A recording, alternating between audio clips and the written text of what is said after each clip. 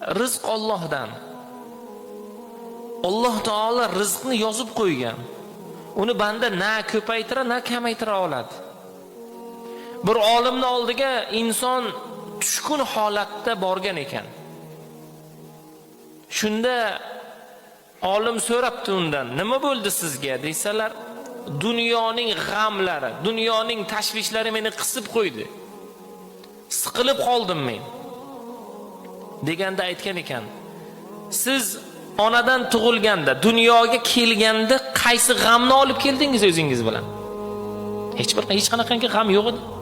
Bolalikda beshikdagi bolaning g'ami nima? G'ami yo'q. Ikkinchi masala, siz ketayotganingizda, vafot etganda, tobutda turganingizda o'zingiz bilan qaysi g'amni ko'tarib olib keta bilasiz? Hech qanaqangi g'amni.